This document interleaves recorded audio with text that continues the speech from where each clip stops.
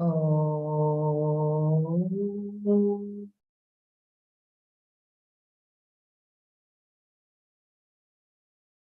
Om.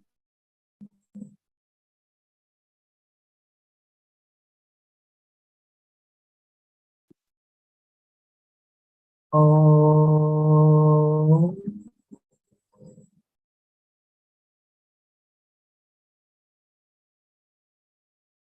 गुरुर्ब्रह्मा गुरुर्विष्णु गुरुर्देवो महेश्वर गुरु साक्षात् परं ब्रह्म तस्मै श्री गुरवे नमः। अखण्डमण्डलाकारं व्याप्तं येन चराचरं तत्पदं दर्शितं येन तस्मै श्री गुरवे नमः। ॐ सहना भवतु सहनौ भुनक्तु सह वीर्यं करवावहै तेजस्विनावधीतमस्तु मा विद्विषावहै। ॐ शान्ति शान्ति शान्तिः। नारायणं नमस्कृत्य नरं चैव नरोत्तमं देवीं सरस्वतीं व्यासं ततो जयमुदीरये। हरि ओम जय गुरुदेव।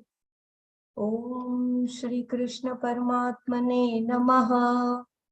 अथ नवमोऽध्यायः राजविद्या राजगुह्ययोगः। श्रीभगवानुवाच इदं तु ते गुह्यतमं प्रवक्ष्याम्यनसूयवे ज्ञानं विज्ञानसहितं यज्ञात्वा मोक्ष्यसे शुभात्। राजविद्या राजगुह्यं पवित्रमिदमुत्तमं प्रत्यक्षावगमं धर्म्यं सुसुखं कर्तुमव्ययम्। अश्रद्धाना पुरुषा धर्मस्यास्य परन्तप अप्राप्य मां निवर्तन्ते मृत्युसंसारवर्त्मनि। मया ततमिदं सर्वं जगदव्यक्तमूर्तिना मत्स्थानि सर्वभूतानि न चाहं तेष्वस्थितः न च मत्स्थानि भूतानि पश्य मे योगमैश्वरम्। भूतभृन्न च भूतस्थः ममात्मा भूतभावनः यथाकाशस्थितो नित्यं वायु सर्वत्र गोमहान् तथा सर्वाणि भूतानि मत्स्थानीत्युपधारय। सर्वभूतानि कौन्तेय प्रकृतिं यान्ति मामिकां कल्पक्षये पुनस्तानि कल्पादौ विसृजाम्यहम्। प्रकृतिं स्वामवष्टभ्य विसृजामि पुनः पुनः भूतग्राममिमं कृत्स्नम् अवशं प्रकृतेर्वशात्। न च मां तानि कर्माणि निबध्नन्ति धनञ्जय। उदासीनवदासीनं मसक्तं तेषु कर्मसु मयाध्यक्षेण प्रकृतिः सूयते सचराचरम्। हेतुनानेन कौन्तेय जगद्विपरिवर्तते अवजानन्ति मां मूढा मानुषीं तनुमाश्रितं परं भावमजानन्तः मम भूतमहेश्वरम्। मोघाशामोघकर्माणः मोघज्ञानाविचेतसः राक्षसीमासुरीं चैव प्रकृतिं मोहिनीं श्रिताः। महात्मानस्तु मां पार्थ दैवीं प्रकृतिमाश्रिताः भजन्त्यनन्यमनसः ज्ञात्वा भूतादिमव्ययम् सततं कीर्तयन्तो मां यतन्तश्च दृढव्रताः नमस्यन्तश्च मां भक्त्या नित्ययुक्ता उपासते ज्ञानयज्ञेन चाप्यन्ये यजन्तो मामुपासते एकत्वेन पृथक्त्वेन बहुधा विश्वतो मुखम् अहं क्रतुरहं यज्ञः स्वधाहम् अहमौषधम् मन्त्रोऽहम् अहमेवाज्यम् अहम् अग्निरहं हुतम् पिताहमस्य जगतः माता धाता पितामहः वेद्यं पवित्रमोङ्कारः ऋक्सामयजुरेव च गतिर्भर्ता प्रभु साक्षी निवासः शरणं सुहृत प्रभवः प्रलयः स्थानं निधानं बीजमव्ययम् तपाम्यहमहं वर्षं निगृह्णाम्योत्सृजामि च अमृतं चैव मृत्युश्च सदसच्चाहमर्जुन त्रैविद्या मां सोमपापूतपापा यज्ञैरिष्ट्वा स्वर्गतिं प्रार्थयन्ते ते पुण्यमासाद्य सुरेन्द्रलोकम् अश्नन्ति दिव्यान् दिवि देव भोगान् ते तं भुक्त्वा स्वर्गलोकं विशालं क्षिणे पुण्ये मर्त्यलोकं विशन्ति ते तं भुक्त्वा स्वर्गलोकं विशालं क्षीणे पुण्ये मर्त्यलोकं विशन्ति एवं त्रयी धर्ममनुप्रपन्ना गतागतं कामकामा लभन्ते अनन्याः चिन्तयन्तो मां ये जनाः पर्युपासते तेषां नित्याभियुक्तानां योगक्षेमं वहाम्यहम् येऽप्यन्यदेवता भक्ता यजन्ते श्रद्धयान्विताः तेऽपि मामेव कौन्तेय यजन्त्य विधिपूर्वकम् अहं हि सर्वयज्ञानां भोक्ता च प्रभुरेव च न तु मामभिजानन्ति तत्त्वेनातश्यवन्ति ते यान्ति देवव्रता देवान् पितॄन्यान्ति पितृव्रताः भूतानि यान्ति भूतेज्या यान्ति मध्याजिनोऽपि माम् पत्रं पुष्पं फलं तोयं यो मे भक्त्या प्रयच्छति तदहं भक्त्युपहृतम् अश्नामि प्रयतात्मनः यत्करोषि यदश्नासि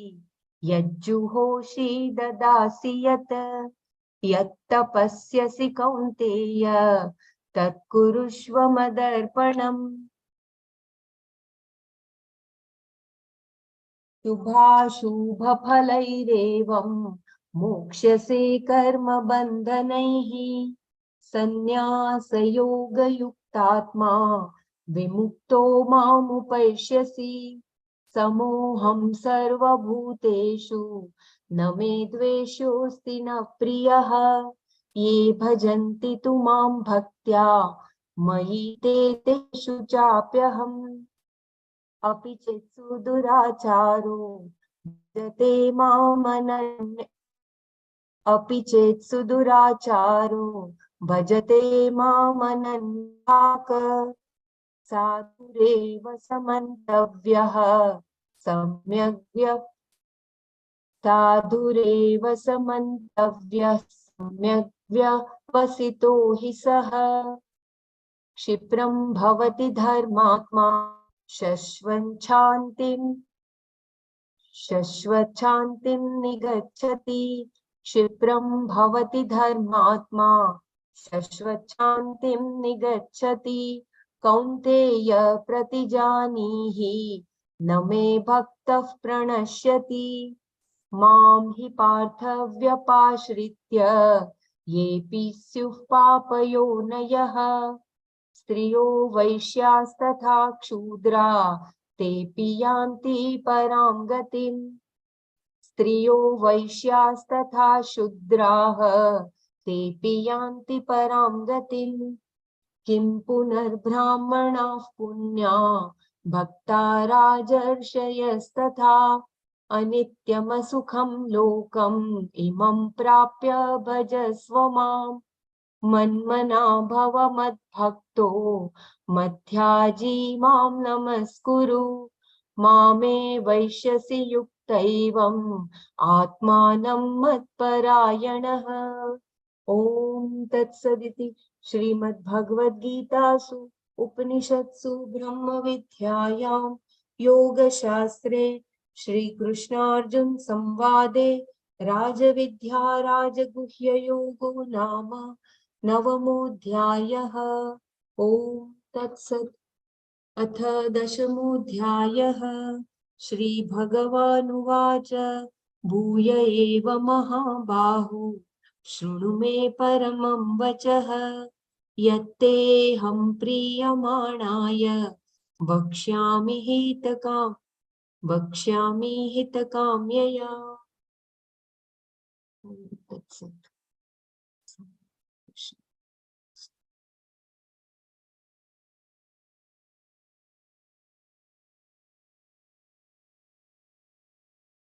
So I will just, once again, as decided, I will just browse through verse 18.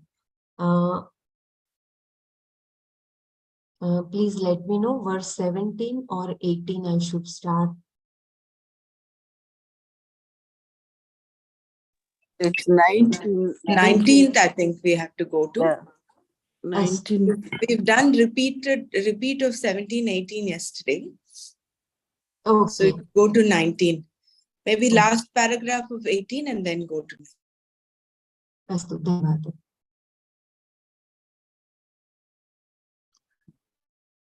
Prabhavah pralayah sthanam. I am the Prabhava, the one from whom the whole creation has come. I am the Pralaya, the one into whom everything is resolved, and I am the Sthana, the one in whom everything has its sustenance, its being. Nidhanam, the question, Nidhanam, Kshamyatam. The question can be raised as the cause of the creation does not, as the cause of the creation does not Brahman under modification. This is answered by saying it is Nidhana, that basis in which all cause and effects are placed. That is Brahman, which without undergoing any change with reference to the Jagat is called the creator.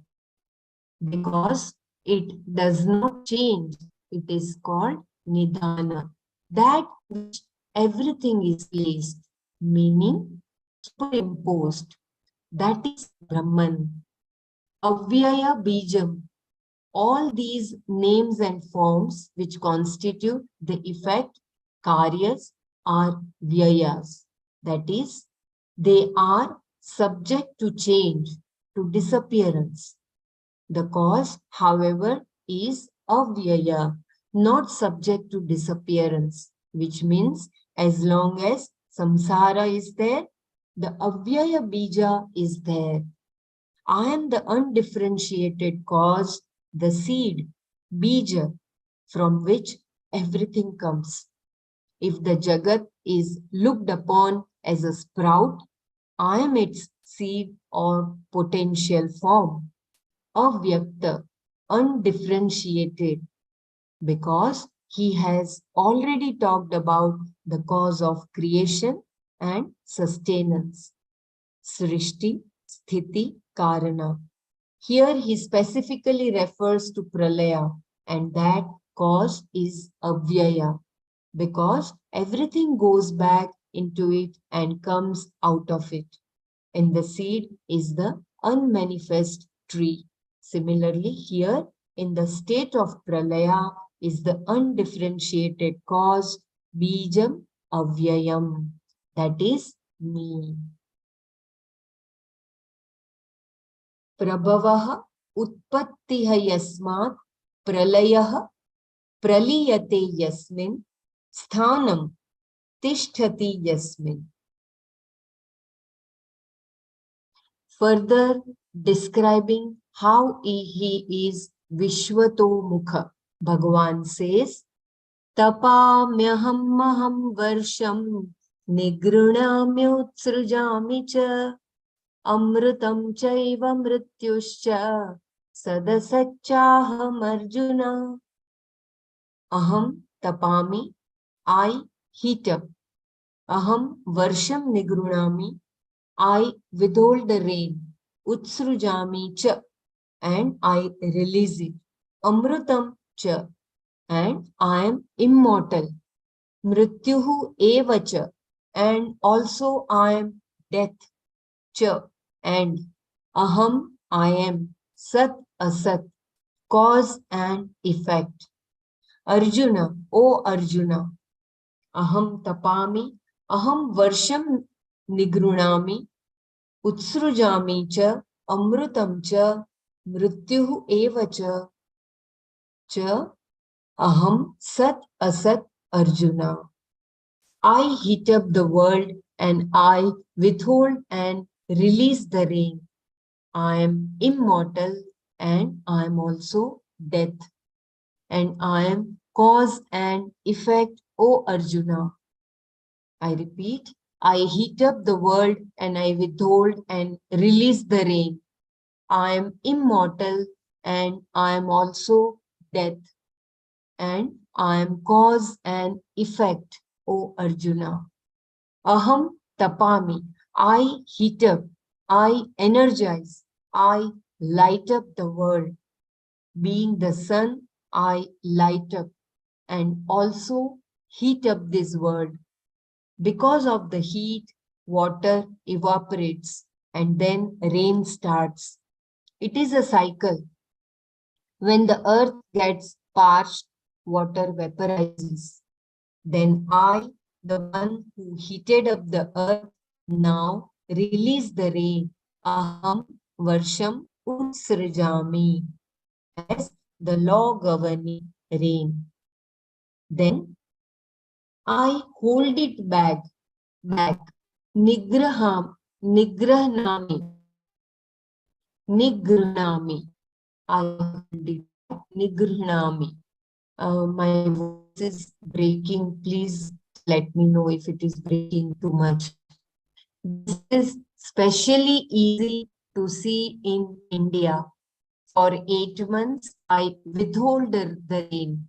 Then, 4 months monsoon, I pour down the rain.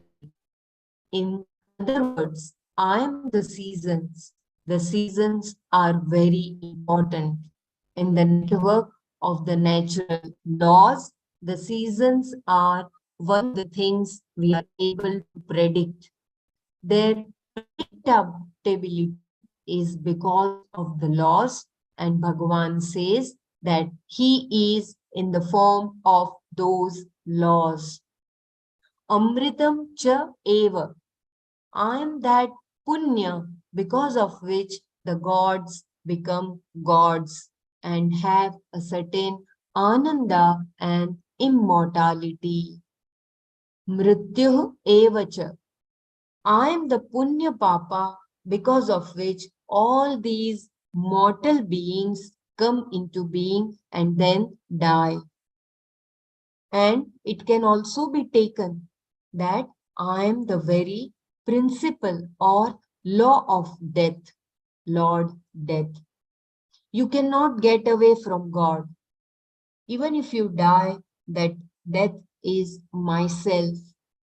Death is myself and life, Amrita, is myself. In other words, to say it in 2 words, Sat Asat Cha Aham. Something that has a form by which you are able to recognize it, and for which you have a name like pot, tree, leaf is called Sat. Asat in this context is not a non-existent thing, but what existed before the manifestation of the name and form, Nama Rupa. The manifest form is Sat and the unmanifest form is Asat. In other words, the effect is referred to as Sat here and the cause is referred to as Asat. The cause is referred to as Asat. In effect, Bhagwan is saying here that he is both the cause and effect. By these methods, Karana, Karya, Vata, what is pointed out is he is Satya and everything else is Mithya, which is non-separate from himself, that is Brahman.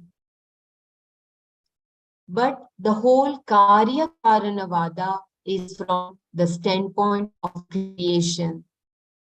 And the creation itself is Mithya. Therefore, there will be another statement later saying, I am neither Sat nor Asat, neither cause nor effect. At the same time, I am both cause and effect. Please understand how important it is that we continuously have these two strands of thinking. One is superimposition, adhyaropa. I am the cause and I am the effect. The other is negation, nisheda apavada. I am neither a cause nor an effect. Both have to be said. Only then the Swarupa of Atma will be properly understood.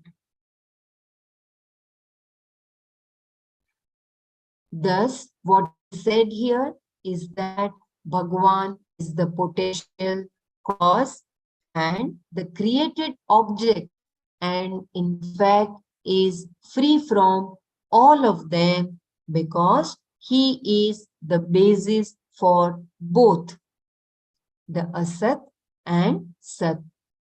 In this verse, that is, cause and effect are both Mithya. Since I am both, cause and effect are negated. I repeat as there was a breaking of voice.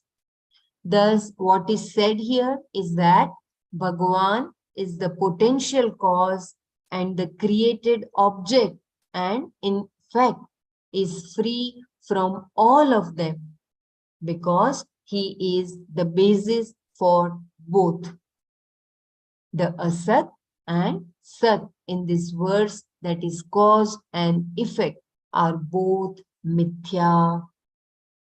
Since I am both, cause and effect are negated.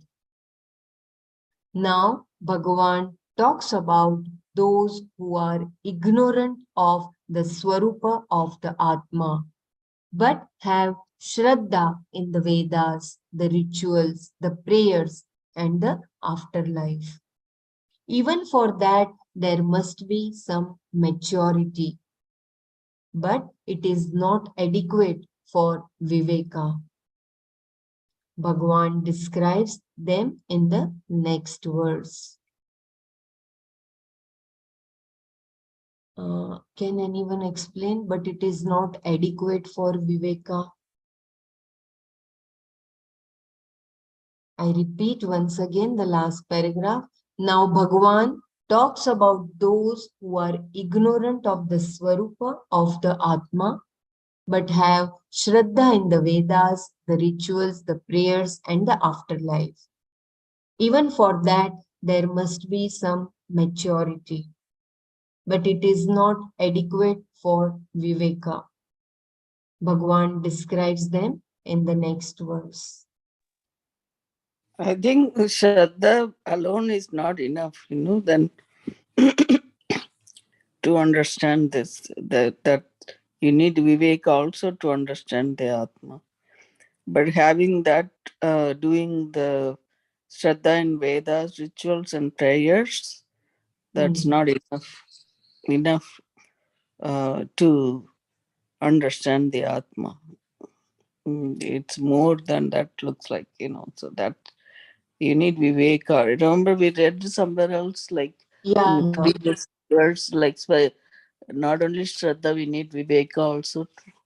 Yes, but And like it is not adequate for Viveka. Okay, okay. that's what I got it. Maybe Dr. Pramarak, otherwise anyone else can help.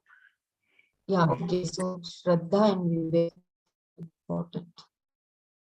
As we can have it in the Manana time. I don't have to wait here. Okay. Bhagavan describes them in the next verse. Traividya mam sumapa. No. Traividya mam somapa put papa yajnairištva swargatim thayante te punyamasadya sendralokam ashnanti divyan divi deva bhogan. Traividyaha, those who know the three Vedas. Somapaha, those who perform the ritual in which Soma is offered. Putapapaha, those who are purified of their papas. Ma, me. Yajnaihi, with rituals. Ishtva, having propitiated.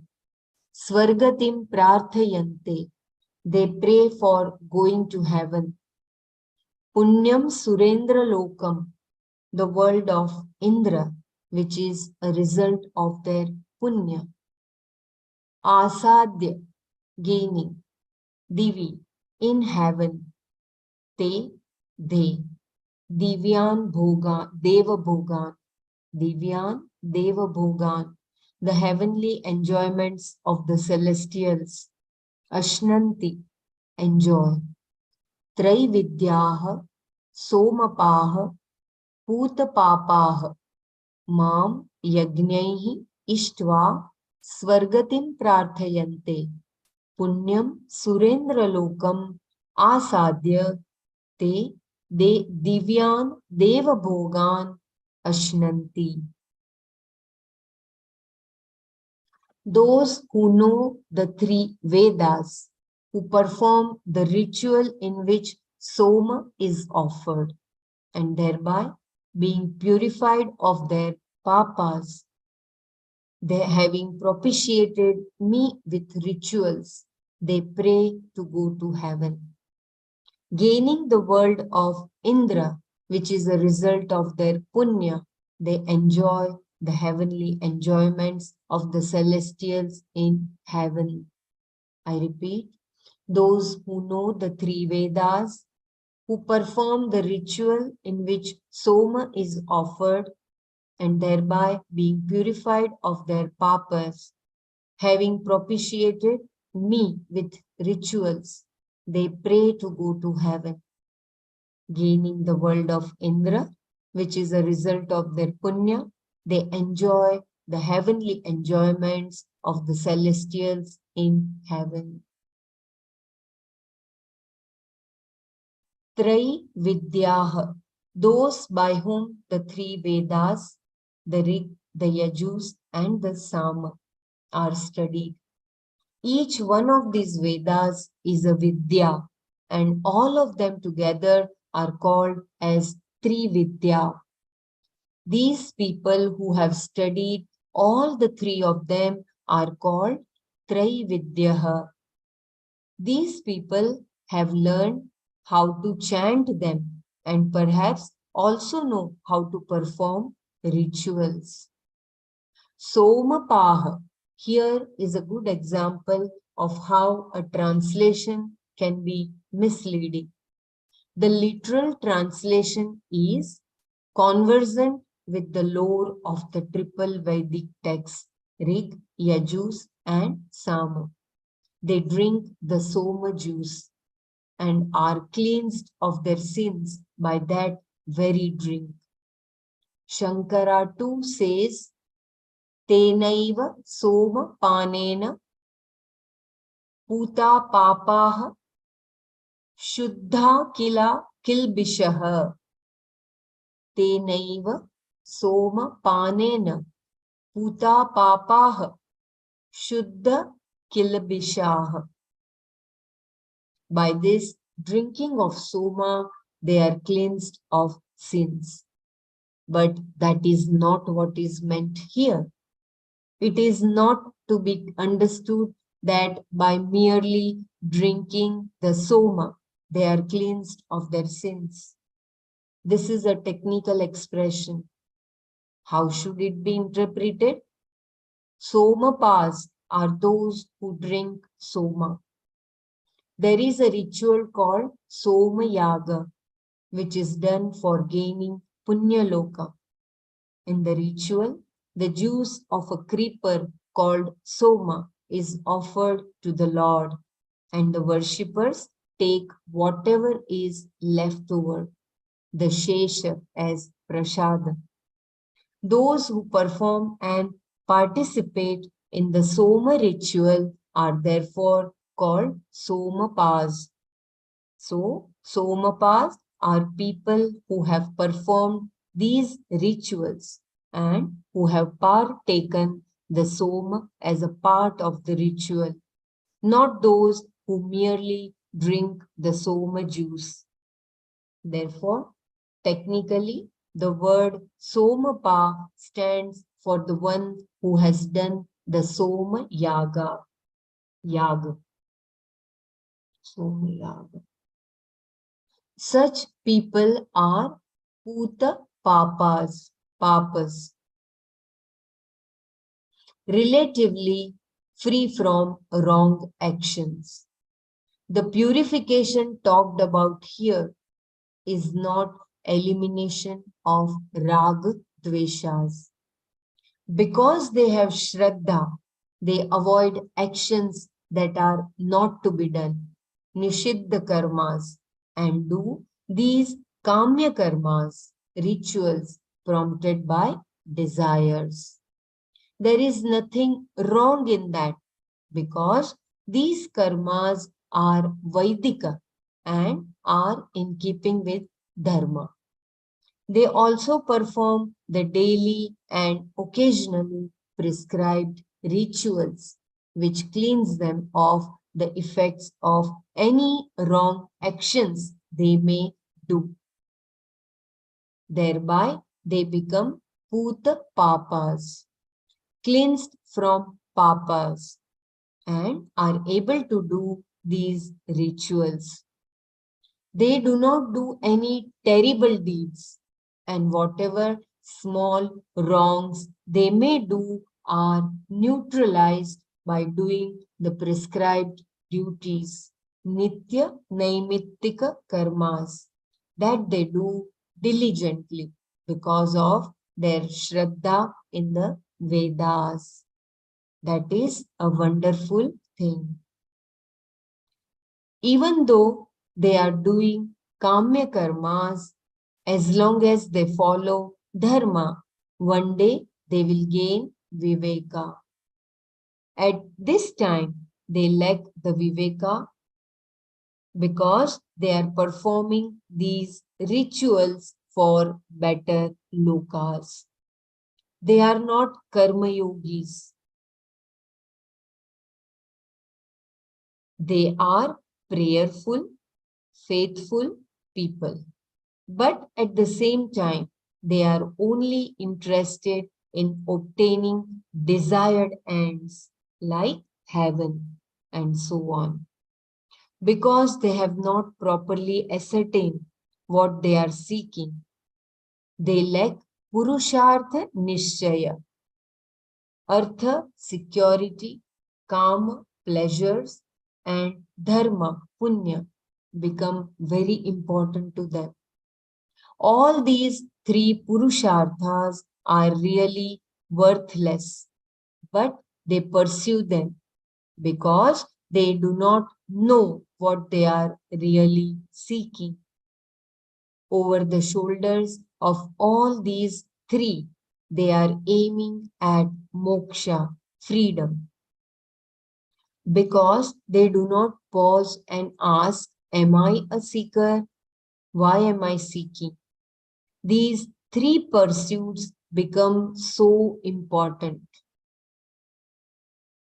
So, Artharthi Bhagwan Swamiji's explained, they are not karma yogis. They perform those soma yaga.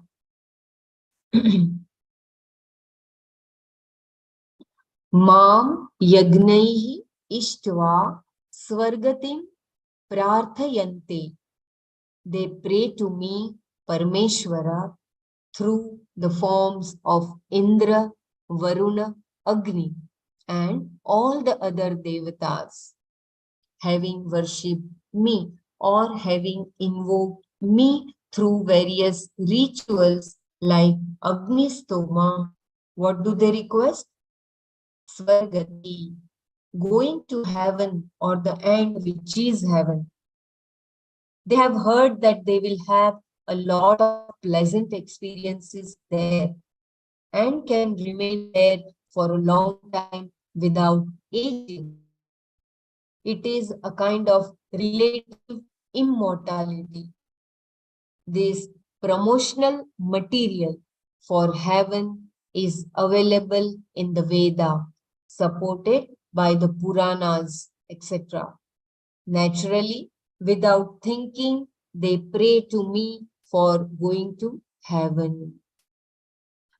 Just let me know if there is too much breaking of voice. Someone else can take over.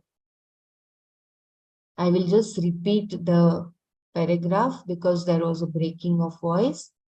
Mam yagnaihi ishtva swargatim prarthayante.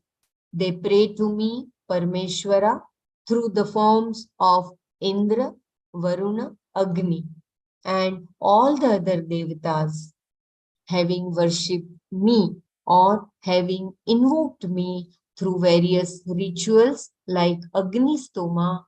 What do they request? Swargati, going to heaven or the end, which is heaven. They have heard that they will have a lot of pleasant experiences there and can remain there for a long time without aging.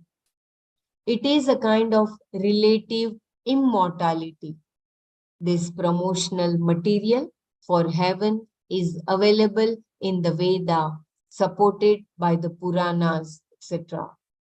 Naturally, without thinking, they pray to me for going to heaven. Te punyam surendra lokam asadya.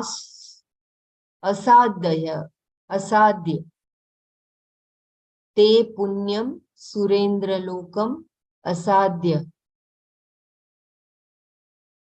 Asadya or asadya. Kindly correct me if I'm wrong. It is asadya, I believe. These people gaining Surendra Loka, the world of Indra, Lord of all the celestials. This world is called Punya Loka because going there is the result of good karma. Heaven is called Punya Loka here in the sense that it is the result of Punya Phala. Punya alone is useless. You have to encash it. Even money is like that. You have to convert it into a house, a swimming pool, a Mercedes car, etc. to enjoy the benefits. This is all Punya Phala, the result of Punya which they gain by all the rituals they perform is going to the heaven called Surendra Loka. The result of Punya which they gain by all the rituals they perform, is going to the heaven called Surendra Loka. Once they have reached there, what do? Ashnanti. They enjoy with the eyes and ears. In heaven, it seems you get satisfied merely by seeing. If you have hunger, you need not eat at all. The sight of all the edibles is enough. Then there are more subtle pleasures like music, etc. In heaven, the sense organs are predominant and their enjoyments are out of the ordinary. What do they enjoy there? Divyang Deva Bhogan. Divyan Deva Bhogan. The heavenly objects of enjoyments. Divya is heavenly, not what is known here, Shankara says. The dance and music here in this world is nothing compared to what you will see there. They are Divya Bhogas, heavenly enjoyments, not these worldly ones. Where do they enjoy these? Divi, in that heaven. They are Deva Bhogas, meant only for the celestials, not for mere mortals.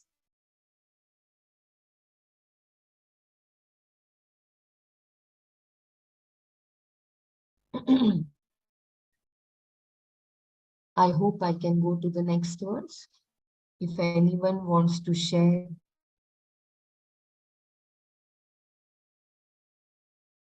But there is one catch in all this, and that he tells in the next verse.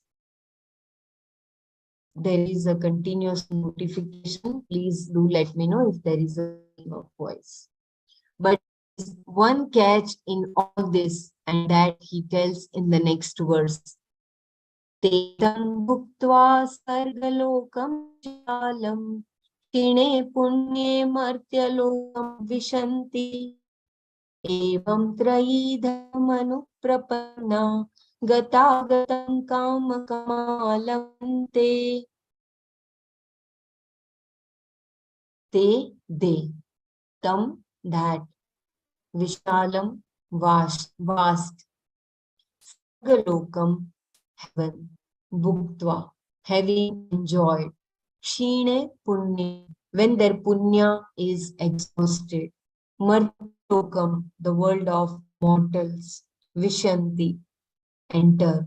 In this manner, trayi dharmam anuprapanna, following the rituals in the three Vedas, kama kamaha, those who are desirous of various ends, gatatam, the condition of coming and going, samsara, labante, gain, te tam vishalam, swargalokam bhuktva, kshine punye, martyalokam vishanti, evam trayi dharmam anuprapanna, kama kamaha, gatagatam labante.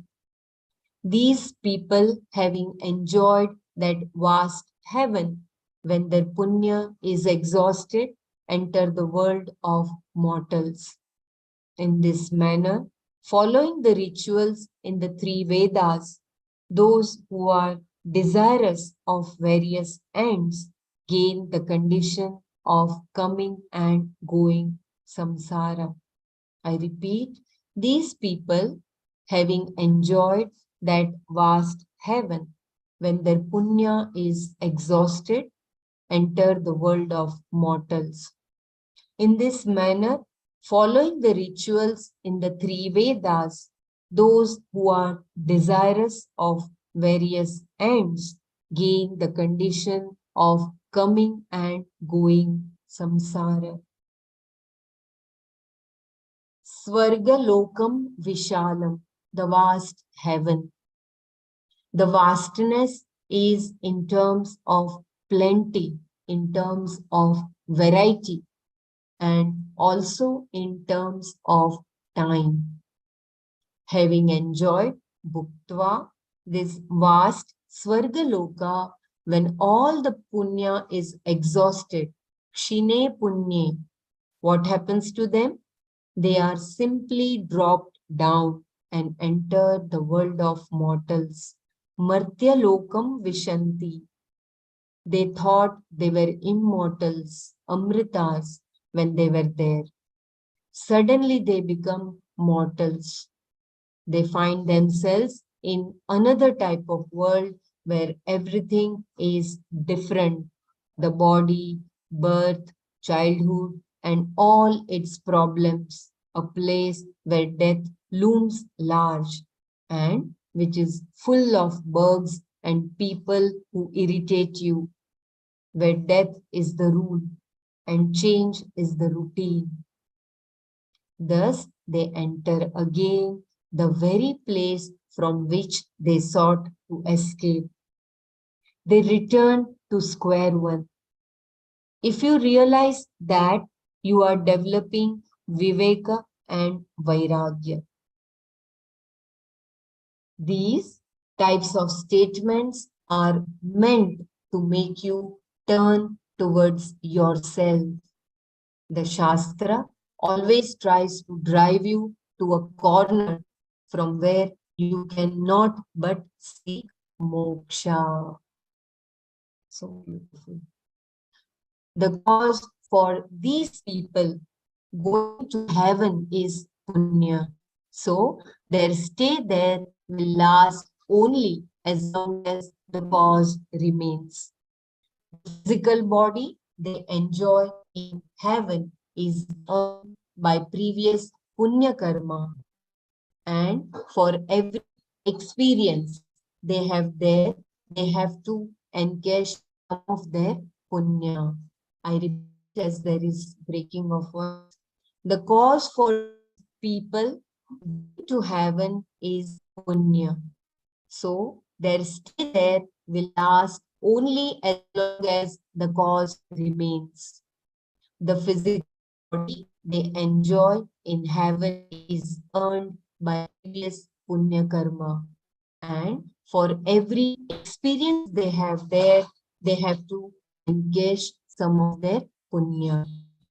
When the last of the punya is exhausted, kshine punye, they come back to the world of mortals, martya lokam vishan. From this, it is very clear that what is called Amrita Loka is really not Amrita, immortal. Here is where a mistake is often committed because heaven is presented in the Shastra as Amrita, which literally means that which is not subject to death. Heaven is misunderstood as eternal. But the immortality here is relative. With reference to our time frame, Swargaloka is considered relatively eternal. One day of the Devas is much longer than one day here.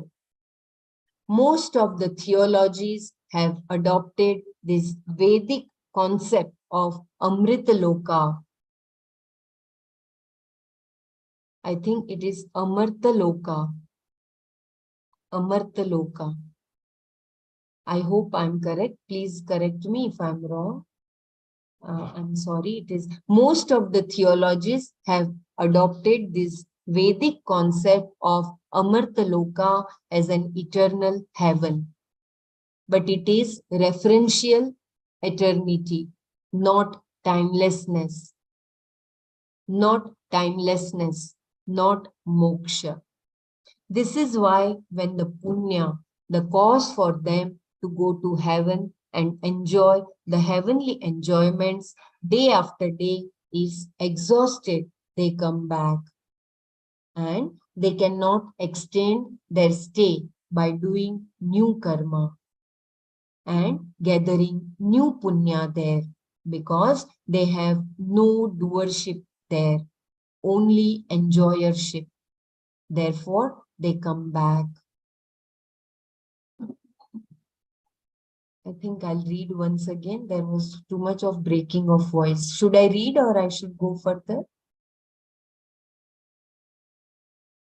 Just let me.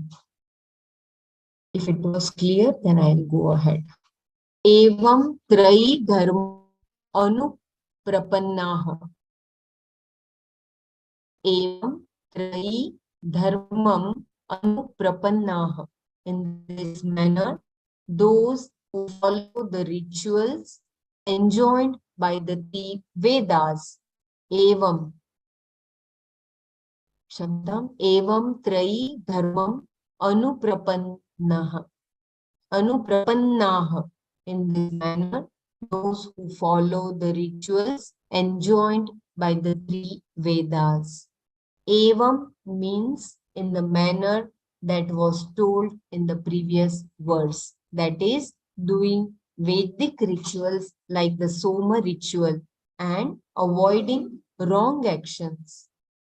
The threefold Veda is called Trayi here, and the word Dharma refers to karma.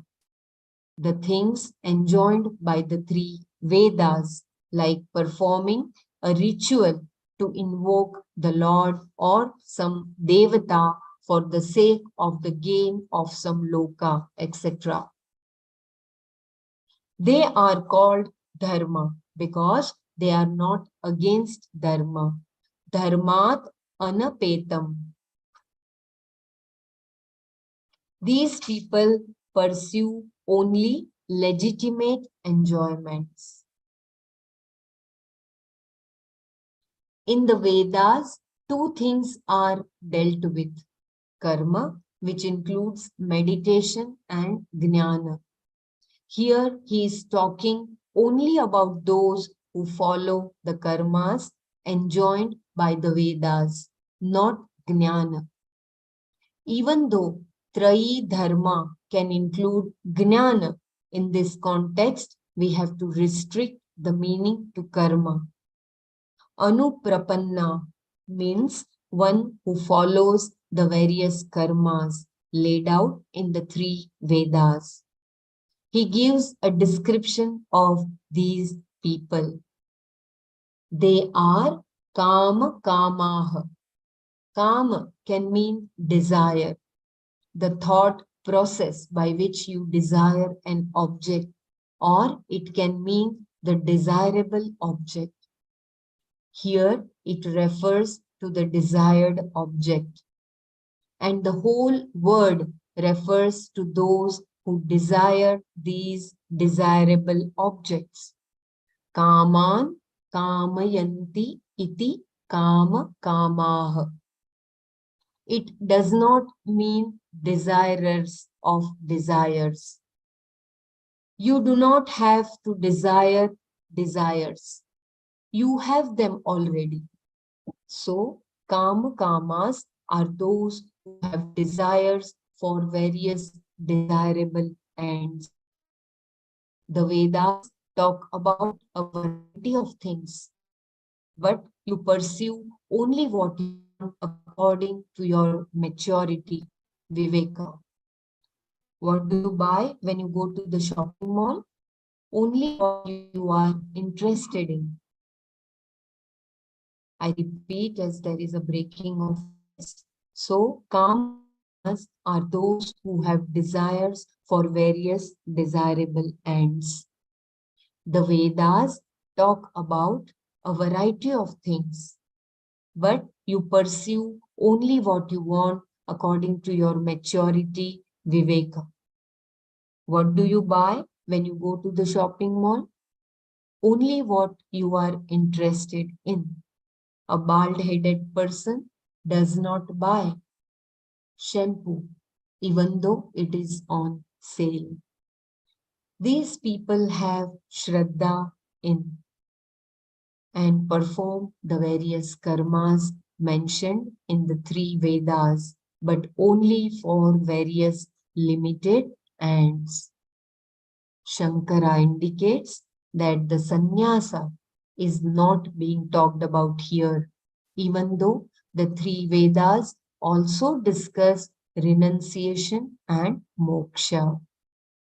Because Bhagwan has said, Kama Kamaha, we understand that these people are not interested in moksha. Otherwise, Trayi Dharmam Anuprapannaha could include mumukshus also. So here I think Bhagwan has talked about the Artharthi. What do they get for all their efforts?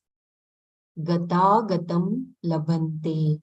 They gain gata, going, and agata, coming. They go and they come back. This is what they gain. It is because they went that they are back. This particular life, characterized by going and coming, is called Gata Agata. Gatam cha Agatam cha Gatagatam. It means samsara. These people who are the desirers of various objects gain only samsara. Shankara says they do not gain any sort of independence or freedom. Na tu swatantriyam kvachit labhante. Na tu swatantriyam kvachit labhante. But remain under the spell of the same kama karma, etc. They are helpless because they are caught in the hands of karma, impelled by their own desires. Again and again, they do a variety of things, and the punya papa they gather requires various janmas for their fulfillment. Because of janma, they do karma. Because of karma, they have janma. Thus, they are helplessly caught in this orbit of becoming, all because they have not recognized the truth of themselves. As long as one looks upon himself as a doer, he does everything necessary for samsara to continue. Kartritva, doership, is the villain of the piece. No matter what he does, the maximum he can achieve is to go to Brahmaloka, which is also within samsara. With the help of the Shastra, he has to give up the notion that he is Karta. That takes place in the wake of knowledge, that is moksha. Again, we see here why the desire for freedom, mumuksha, is so important. Shankara introduces the next verse as being about those who, on the other hand, are free from desires and have a clear vision of Atma. These are the people who are not committed to the three common pursuits of dharma, artha, and kama, but are committed to the pursuit of moksha. Dharma is less common in the sense that fewer people follow dharma. Still fewer are the people who pursue moksha. Unlike the others, they are not desirers, kama kamas. Though moksha is also a desire, it is born of viveka and vairagya. This mumukshu, Shankara says, has a clear vision of the goal, which is the knowledge of Atma. I think this we can do the next time, the tomorrow. I'll just repeat the words what we have covered today.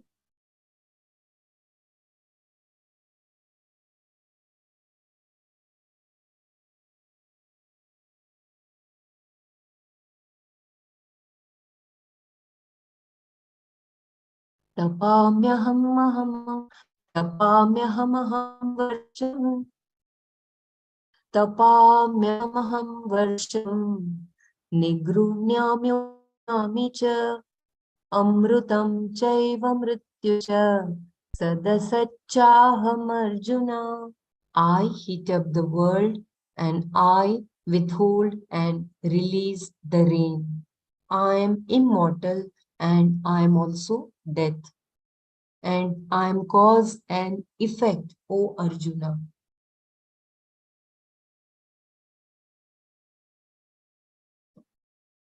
Traividya mam soma paputa papa yajnairištva svargatim prarthayante te punyamasadya surendra lokam mashnanti divyan divibdeva bhogan. Those who know the three Vedas, who perform the ritual in which Soma is offered and thereby being purified of their papas, having propitiated me with rituals, they pray to go to heaven, gaining the world of Indra, which is a result of their punya. They enjoy the heavenly enjoyments of the celestials in heaven.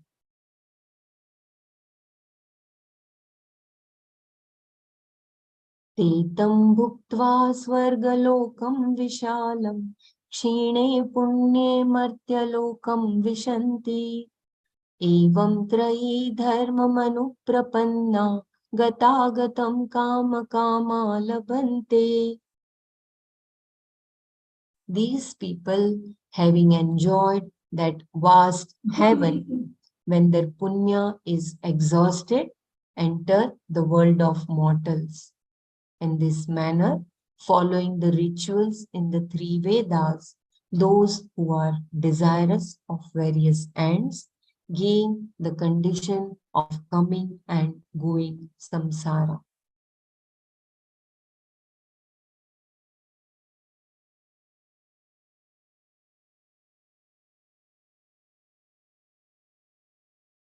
So with that, please close your eyes and then we can share our takeaways.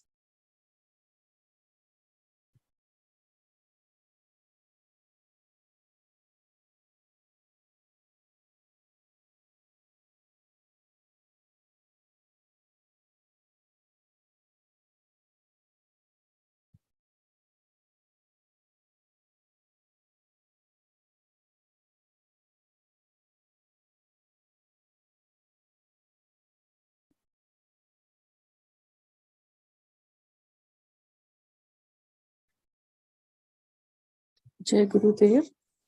The last verse, 21, it goes so well with the Bhaj Govindam we read, Punarapi Jananam, Punarapi Maranam, Punarapi Janani Jatareshayanam. And I think one more line was there. Iha sansare bahu dustare kripya pare pahi murare.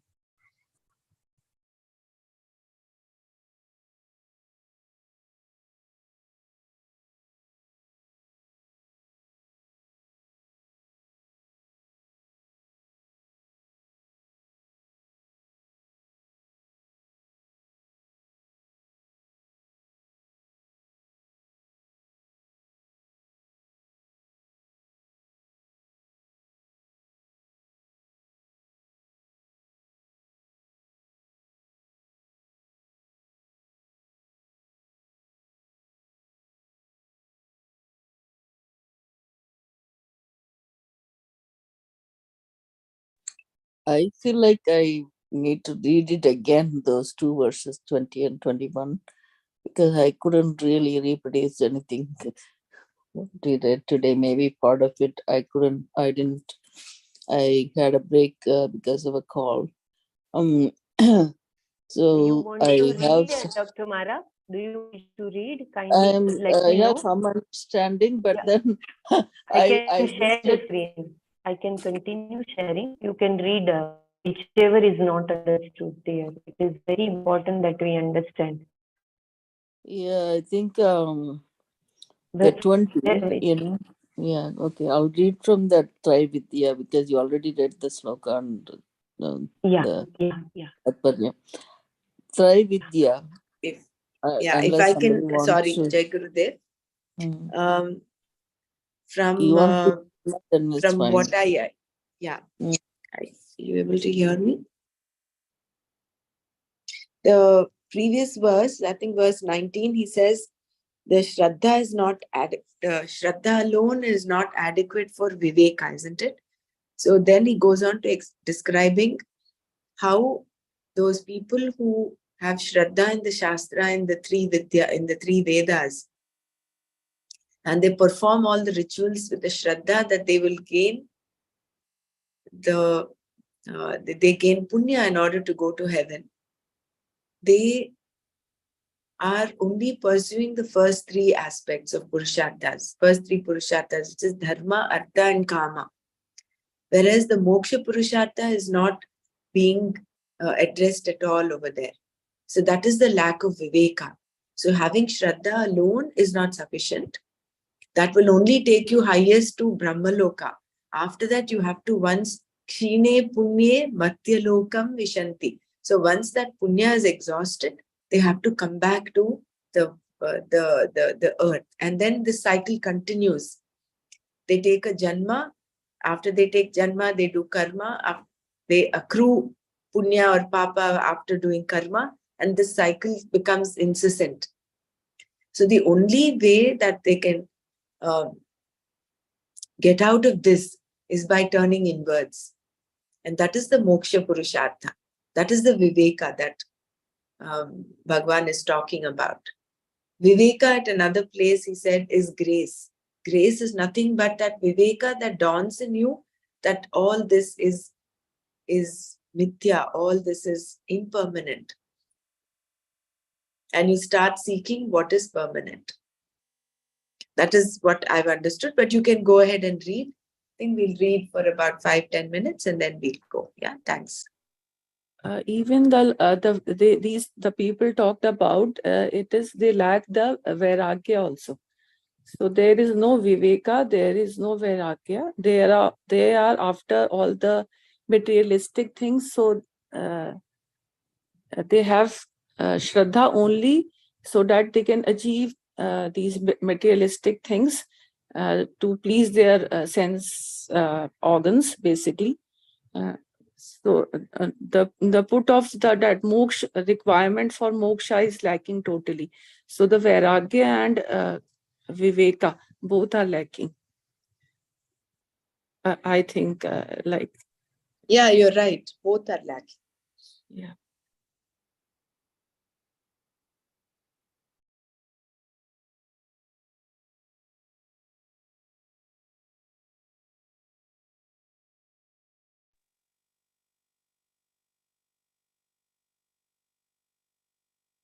Yeah, Dr. Mara, you wanted to read? You can go ahead and read. Okay. Okay, I'll read the 21 verse then. As Svargalokam Vishalam, the vast heaven, the vastness is in terms of plenty, in terms of variety, and also in terms of time.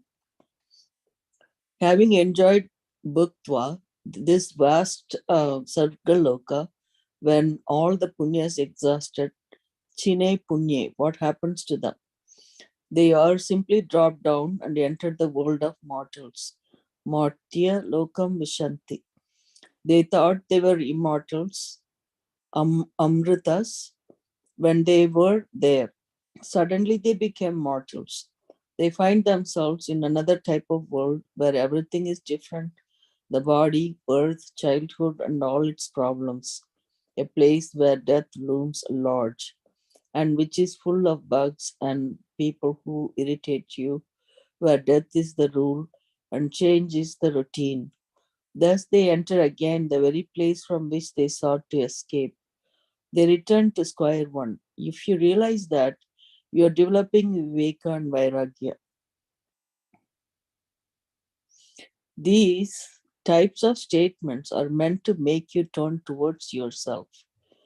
The Shastra always tries to drive you to a corner from where you cannot but seek moksha. The cause for these people going to heaven is punya. So their stay there will last only as long as the cause remains. The physical body they enjoy in heaven is earned by previous punya karma and for every experience they have there. And they have to encash some of their punya. When the last of the punya is exhausted, chine punye, they come back to the world of mortals, Matya Lokam Vishanti. From this, it is clear, very clear that what is called Amrita Loka is really not Amrita, immortal.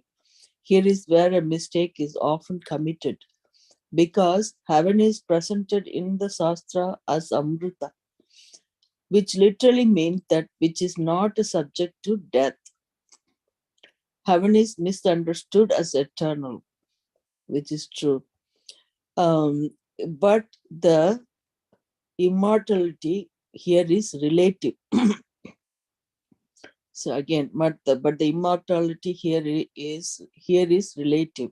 With reference to our time frame, Swargaloka is considered relatively eternal. One day of the Devas is much longer than one day here. Most of the theologies have adopted this Vedic concept of Amrita Loka as an eternal heaven, but it is referential eternality, not timelessness, not moksha. This is why when the punya, the cause for them to go to heaven and enjoy the heavenly enjoyments day after day, is exhausted, they come back. But they cannot extend their stay by doing new karma and gathering new punya there because they have no doership there, only enjoyership. Therefore, they come back. Evam trayi dharmam anuprapannaha. In this manner, those who follow the rituals enjoyed by the three Vedas. Evam means in this manner that was told in the previous verse. That is, doing Vedic rituals like the Soma ritual and avoiding wrong actions. The threefold Veda is called Trayi here, and the word Dharma refers to karma, the things enjoined by the three Vedas, like performing a ritual to invoke the Lord or some Devata for the sake of the gain of some loka, etc. They are called Dharma because they are not against Dharma, Dharmat anapetam. These people pursue only legitimate enjoyments. In the Vedas, two things are dealt with: karma, which includes meditation, and jnana. Okay, again I'll repeat this word sentence. In the Vedas, two things are dealt with: karma, which includes meditation, and jnana. Here he is talking only about those who follow the karmas enjoined by the Vedas, not jnana, even though Trai Dharma can include jnana. In this context, we have to restrict the meaning to karma. Anuprapanna means one who follows the various karmas laid out in the three Vedas. He gives a description of these people. They are kama. Can mean desire, the thought process by which you desire an object or it can mean the desirable object.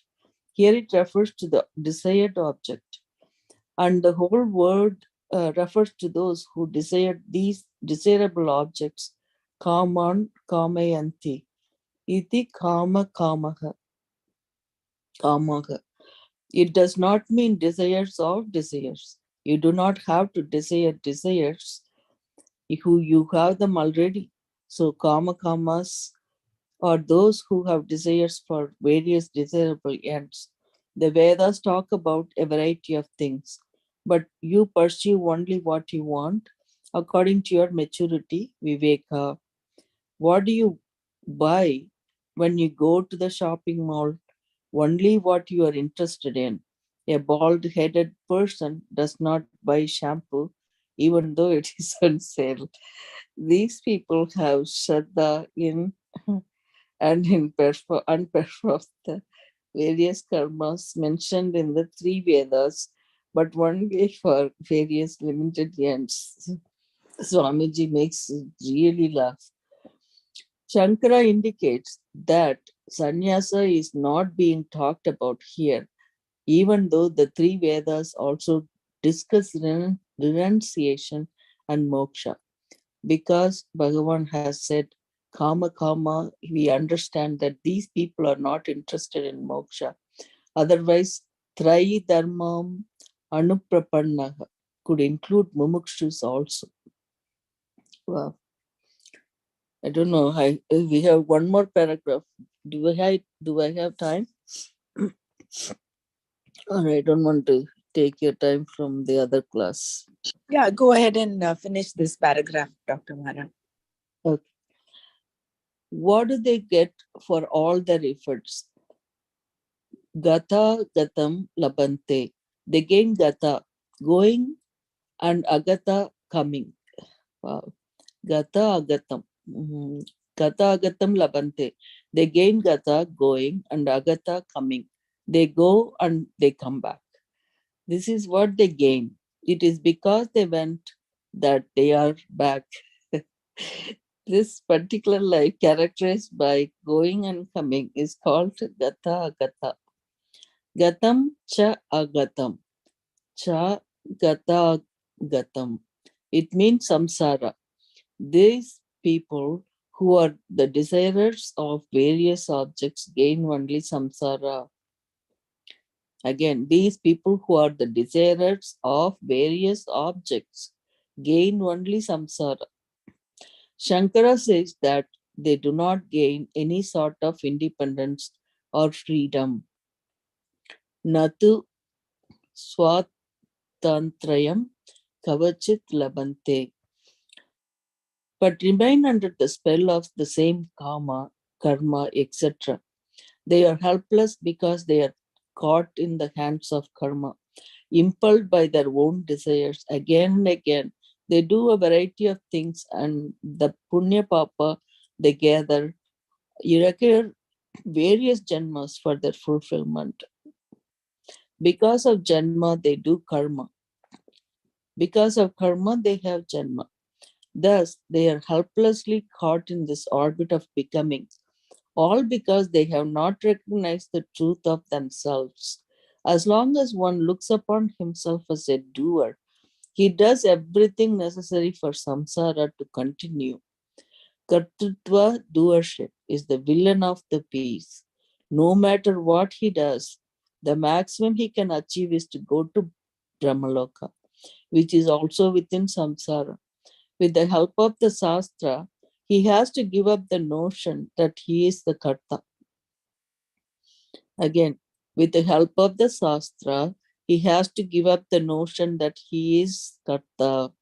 That takes place in the wake of knowledge. That is moksha. Again, we see here why the desire for freedom, mumuksha, is so important.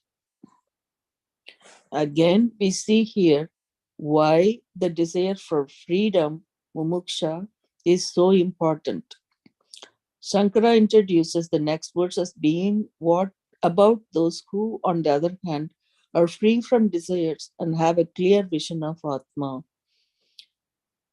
These are the people who are not committed to the three common pursuits of dharma, artha, and kama, but are committed to pursuit of moksha.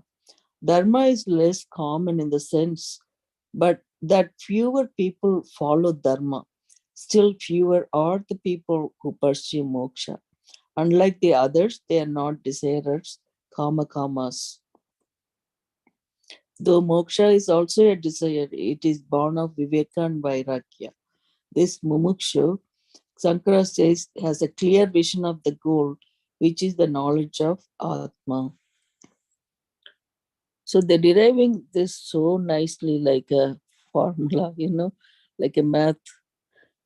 It's very nice. Thank you for letting me read this.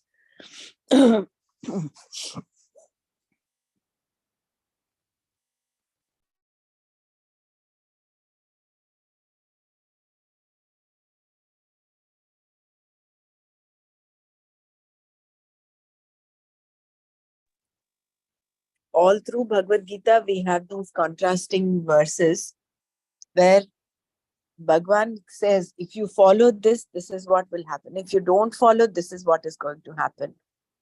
So, the previous shlokas, he talked about how his glory, he was that Prabhavaha Pralayah Sthanam, Nidhanam, Bijam, Avyayam, all of that. And then he talks of how people who follow uh, just the Vedas, just the rituals, they do Right. gain punya, but then that is not the end.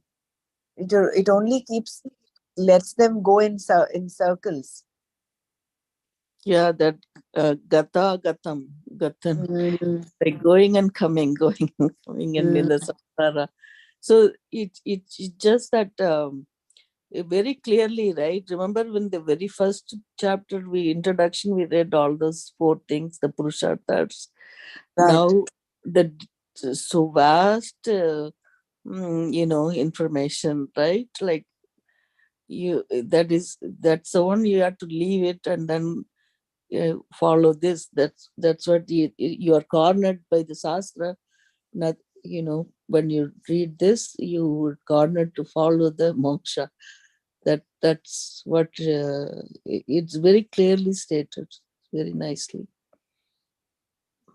And at some point, it is mentioned that Mm, Swamiji mentions that just following the rituals will not mm, rid you of your raga dveshas. So they are not actually karma yogis. A karma yogi is one who works, who does, and mm-hmm, that aspect of kartritva is the culprit. The moment you have doership, the more you have doership, there is right. that bhoktritva as well. Enjoyership comes in. So the key there is to let loose that kartritva bhavana.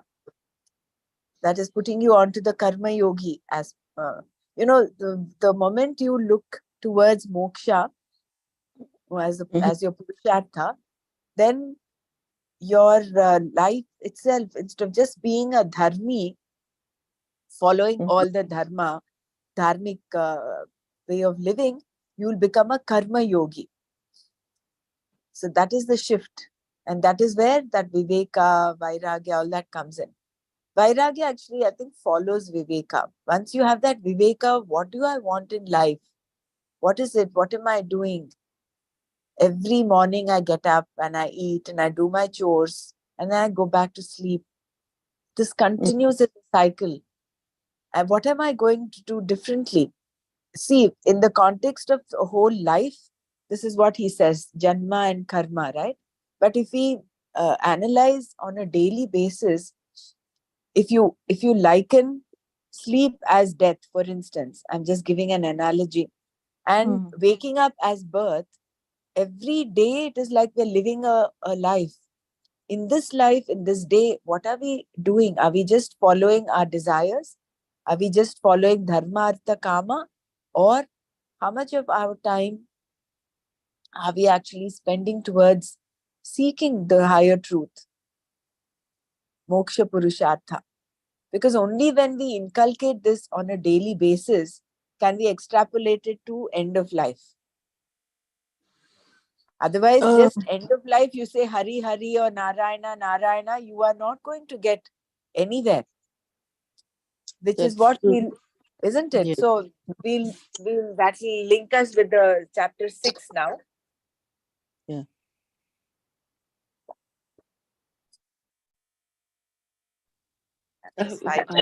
One question, like Jai Gurudev, one question. In verse number 19, he says, I am the cause, I am the effect. So the analogy of the sun and the rain, how the sun cause and the rain is the effect. So it's, I don't know, like I am relating it this way. Maybe it's in a different fashion, but if you can explain it, like we read, he is the vivarta upadana karana, we read earlier. But here he says, I am the cause, I am the effect. So the example given is of the sun. The sun is the cause. Because of that heat, the water evaporates, then clouds form, then it rains. So it's the cause and the effect. Is it right in which way I am analyzing? He says, Tapamyaham aham varsham. So he says, I am the one who gives heat. So even for the sun, he is the cause. So there, the Vivarta Upadana Karana is the substratum, the basis, the cause, the uncaused cause. Whereas Maya is the Parinami Upadana Karana, the one that the manifest, makes everything manifest. So that Sat Asat over there, Sat is what is manifest. Manifested. Asat is that form of Maya, which is again the root cause for Maya is Brahman. So therefore, he is the cause as well as the effect.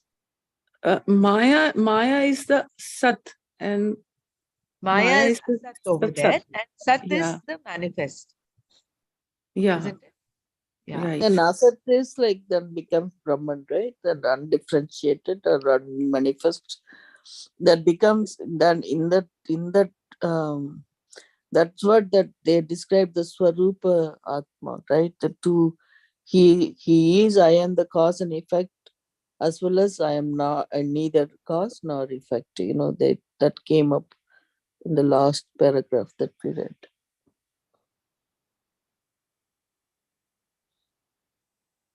When you combine, when you make that as Maya, that the one which is manifest, like you, whatever you see in name and roop, nama, rupa, they all manifest, they will become Sat.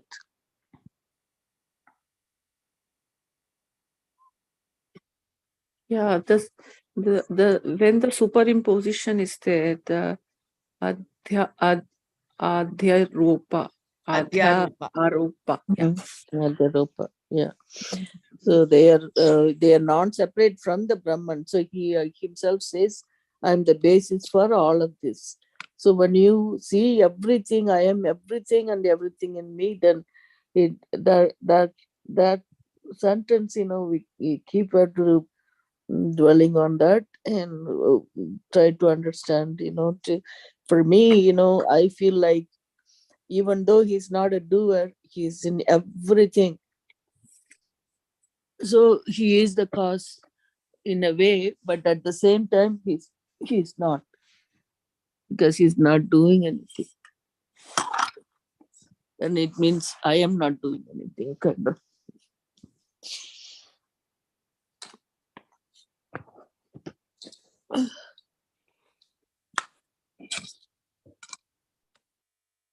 Yeah. My chapter 6 is kind of disappeared from my, usually it is easily retrievable, but today it is gone asunder. I have to go back to my drive and get it from there. Yeah, okay. I've got it. Now we were on shloka number 36, is it? 36 or 38.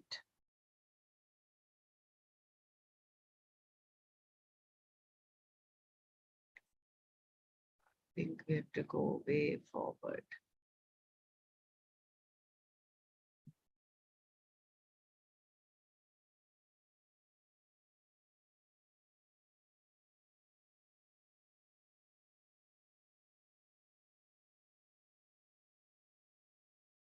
Actually, we have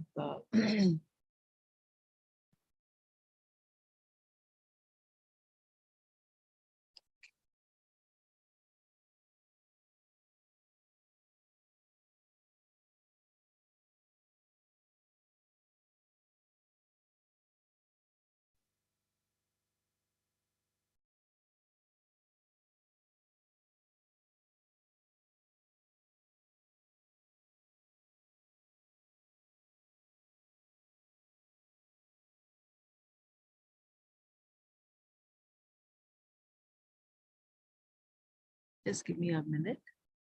There, we'll just read maybe the shloka and then wind up today because we don't have to cross the time.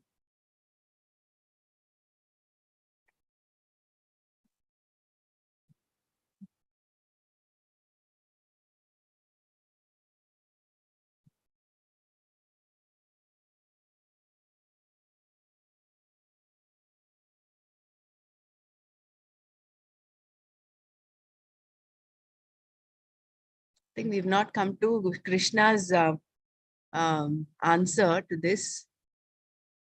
It is still Arjuna asking his question. Okay. Yeah, this is where we stopped yesterday.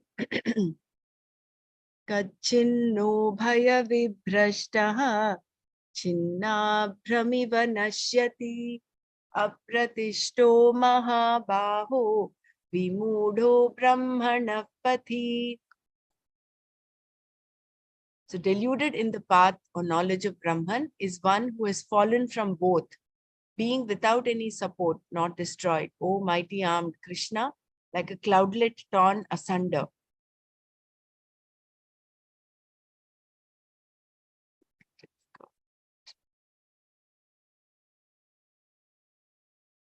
If you're okay, I will just read this. It will take about 5 minutes maybe. If it's all right with everyone. Yes, okay. Yeah, Yeah. fine. Thank you. The person being discussed here is the same sannyasi described previously by Arjuna as Ayati, one whose effort has not been adequate to gain the knowledge that is moksha. Ubhaya Vibhrashta refers to the one who has fallen away from both lifestyles, karma yoga and sannyasa. This person has given up, falling away from the way of life called karma marga or karma yoga. This karma yoga is a life of activity in which one also pursues the knowledge. The purpose of this lifestyle is to make one ready eventually to pursue knowledge by taking to a life of sannyasa. Because he has slipped away from karma marga, the person is called vibhrashta with reference to the karma marga, and the life of renunciation, yoga marga, brahmana pantha, for which he gave up karma marga, has also proved to be abortive, fruitless. Therefore, in both, he is the loser. From both, he has fallen away. He is ubhaya vibhrashta. So he's fallen away from both the karma yoga as well as sannyasa. Having fallen away from both, where will he go now? He cannot go back to karma marga because he is perhaps too old to do anything. Besides, it is not proper to go from sannyasa to karma marga. Nor does he have any enthusiasm to do so because he knows the anityatva of it all. Any enthusiasm he may have had for a life of samsara as an aviveki, one without discrimination, is all gone, and he does not have the satisfaction of being a jnani, a wise man either. Therefore, he is ubhaya vibhrashta, hanging somewhere in the middle with no place to go. He cannot identify with the wise sannyasis nor with the ordinary people. Not only does he have no place, no group to identify with, he is also deluded, vimudha. He either feels he has made a mistake or he feels confused about whether he is a jiva, an individual, or Param Brahma. Since this doubt remains, he has not accomplished anything by having taken to this path, this pursuit of the knowledge of Brahman. There is no path to Brahman. Shankara clarified the meaning of the word pati in the path in his commentary of this verse by adding the word marga, thereby indicating that the lifestyle of sannyasa is what is implied here. There is no way, no path to Brahman as such. You are Brahman. There is no way, no path to Brahman as such. You are Brahman. And to gain this knowledge of Brahman, there is a pursuit, the pursuit of knowledge. And in this pursuit, the sannyasi under discussion is deluded, vimudha. Thus, deluded in the path of Brahman means that in gaining the knowledge of Brahman, in the pursuit of that knowledge, he is still confused, still deluded. Does such a person not destroy himself? Nashyati na kim? Asking this question, Arjuna compared the destruction to that of a cloudlet that has separated itself from a large body of clouds. Chinna abhramiva. Not wanting to wait for the big body of clouds, perhaps, this cloudlet separates itself in its haste to reach the Himalayas, where it can sit on top of the mountains and not be disturbed. Instead, somewhere in the middle of India, tossed about by the howling winds, it just disappears, fizzles out. So too, this person had dropped out of conventional society in his attempt to reach moksha quickly. He may even have gone to sit in the rarefied air of the Himalayas, but instead of becoming a true sannyasi, he became a dropout, just like the cloudlet. Does he not destroy himself in the same way that the cloudlet does?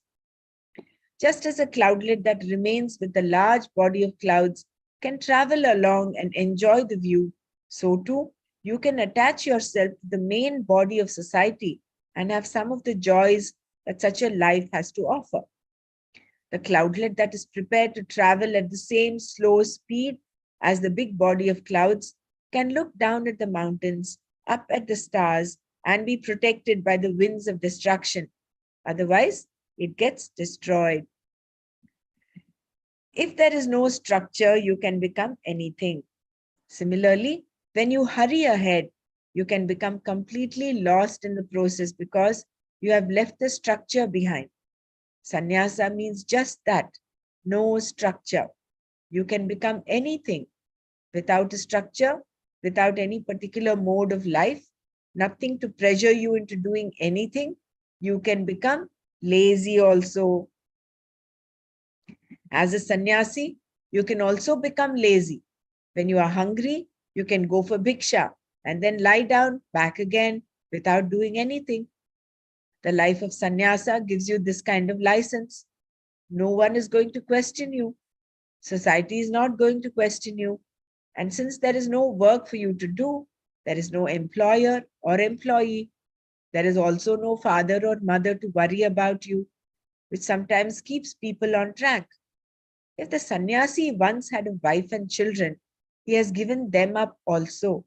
Therefore, none of the societal norms are there for the sannyasi, nor is there any religious norm, because the person who takes sannyasa is absolved from performing all the karmas enjoined by the Veda. Therefore, there is no problem. You can be anything you want, even a hippie. Thinking that such a person destroys himself, Arjuna asks Krishna to clear his doubt with reference to the fate of the Ubhaya Vibhrashta. And we'll see this tomorrow. Verse 39. So, Ubhaya Vibhrashta is one who falls off from the path of karma, who does not attain what he has to attain, either as a karma yogi or as a sannyasi. Therefore, he is an Ubhaya Vibhrashta. Yeah. Anyone wants to add anything to this before we close?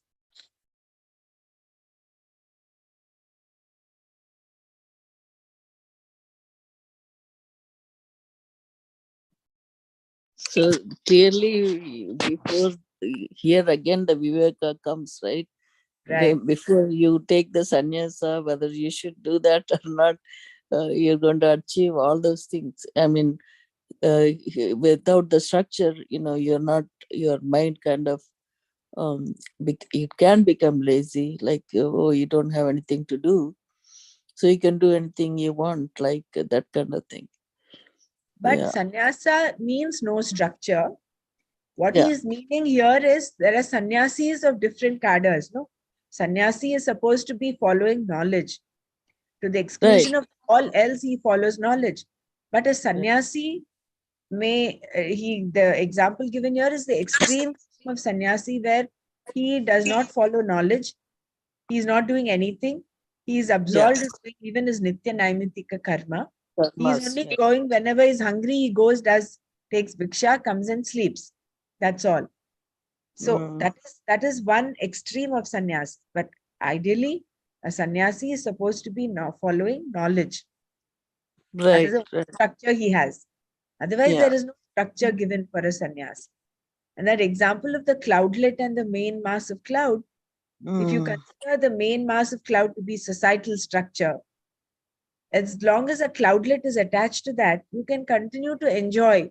You can move along, enjoy the scenery, go to the Himalayas, all that.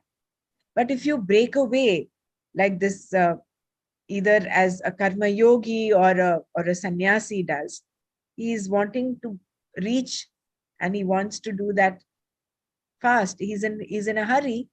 This hurry itself might um, let the cloudlet fizzle away. He might not reach up to Himalayas. He might not reach his destination. Yeah. That's the That's example they gave, the right? given. Yeah. Yeah, that's the example given there. Yeah. Basically, you want to achieve this moksha, to attain knowledge, taking the sannyasa for that reason. You think you will reach sooner if you take sannyasa and Yeah, leave alone the things, then that's not going to work like that, because you're not fit to be a sannyasi or complete samsari, right? Then they are in between. That yeah. that happens. Yeah. Mm. I We think are the little cloudlets. We are all yeah, cloudlets. yeah, cloudlets. See, I think here the question is not about eligibility of becoming a sannyasi. Arjuna's question here was, what happens to him? Isn't he not like the cloudlet that fizzles away? Now, Krishna is going to answer him, and that will throw light. Becoming a cloudlet is better than, I think that is what will come up as the answer. Whatever he does is not going to go waste. That is what is the import, Yeah. That's basically right? it. That is Yeah. it. Yeah. Mhm. See, not everybody wants to take sannyasa also. No, wanting to take sannyasa itself is a big deal. It shows that there is some element of viveka there for you. Vairagya is there. It Otherwise, is true. take the Mm. sannyasa, right? Yeah. Yeah. Yeah, as long as you are in this world, like, you have to follow certain norms. But in your mind, you have that goal, like, okay, this is what I Mm, want to be mm, mumukshu, I want to be attaining moksha, that goal is in your mind. correct. And then you kind of steer yourself to that, even though it may appear to be doing all the karmas all the time, that karma to be like in a karma yogi attitude that Mm. we have to do. Yeah. It's so So, important that karma yoga attitude in yeah. whatever we do. Time Yeah. and again, bringing it back to our awareness. Mm. So that is main thing, like when they say about the rituals, like where he mentioned about Shraddha in doing those rituals, even though we have that, but we have that notion, like say, where you praying every day, instead of like we used to, okay, oh, I need my strength and I need to pass my exam, like that. Instead of that, you pray for, okay, everybody, like you pray like loka samasta Yeah, Sugino Bhavantu. If you say that, we are included in that. So you don't need to exactly. pay separately for yourself. Right. So given that attitude of even asking something is for selfless attitude, so that it becomes that you could follow that, like that's what, since I started doing this, that at least that I'm doing. But it's still sometimes I have to pray for my family or somebody, their friend who are sick or something. Yeah, you pray for them and things like that. So just to say that the Shraddha, even doing those rituals like in the temple or where, even at home, we have to have that in mind, and we are doing it for other, like for for As long common, as we have the big picture in mind, I right, think it is common. fine. Yeah. So then we are okay with, I mean, this is what I'm getting from reading this. I meaning like that is probably, you can also throw light on this, like when we say the ritual, what else you said, all the things that we do, the Triveda thing, Right, uh, Vidya. Triveda. Homa yajna and all that. That's true. Yeah. So even pursuing this karma part is going to be there in our life until the end. I think I don't think it's going to go away. But But what hit me most was there yeah, is no path. There yeah, is no path. You are Brahman. exactly. There is only a pursuit. Yeah, Pursuit of knowledge is there. You yeah. are Brahman. So when you are everything, what are we Uh-huh. seeking? I mean, it's like you're sitting on, you have all the wealth, and then Yeah. you're putting up your arms, Mm-hmm. praying, doing any kamya karma is Mm-hmm. like you're being in a beggar mode. When you Mm. have everything, you have that absolute Aishwarya. Bhagwan, if you remember the definition of Bhagwan as all the six Right. Mm-hmm. absolute vairagya, absolute virya, Aishwarya, and everything. When you Mm-hmm. have everything, when you are full, Mm-hmm. you're still begging. That's the paradox, Mm. isn't it? So maybe if we come from this awareness, then slowly that kamya karma also will come down. Mm. Seeking, praying for something will. You can pray, of course. Being in a prayerful attitude is beautiful, and you pray for the whole world. Right. That's what I'm saying. Like when you were saying all those things, but Mm, we are in that kind of we kind of probably evolving slowly from the not asking question, should I pray this god, that god? yeah. From that, we kind of came out of that. I hope, we still do.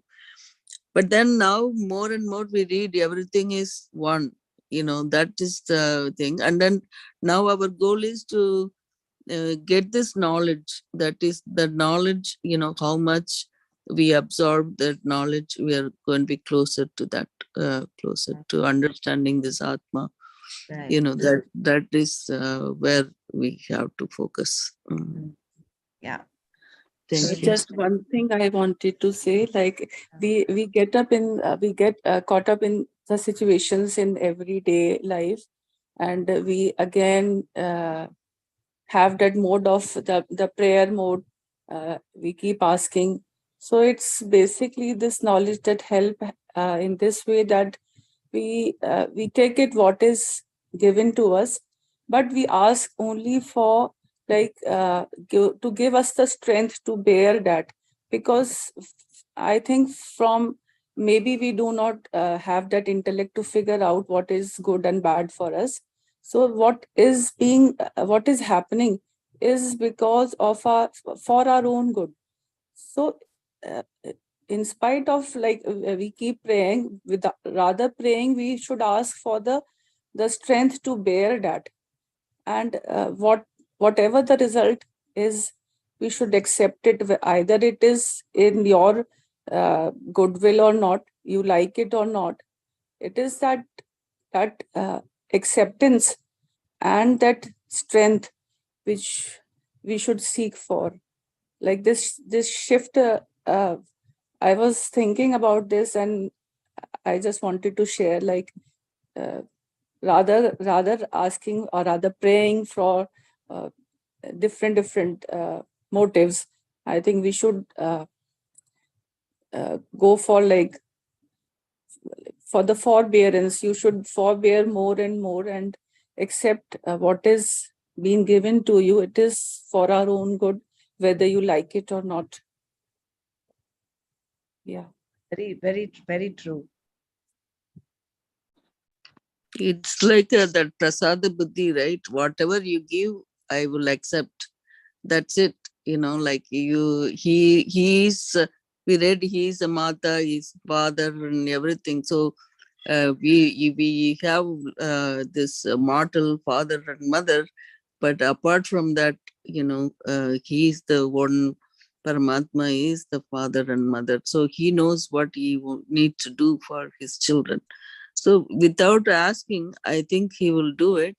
But in our mind that we are trained like this, we keep asking more and more like that. So now we are getting more information, then hopefully it will die down also. Yeah. Living one day at a time, like a Vedantin. Right. All right. So we'll close here today. We had a very extended session. I'm sorry about the delay. Om Loka Samasta Sukhino Bhavantu. Om Shanti Shanti Shanti. Om Tat Sat Shri Krishna Parnamastu.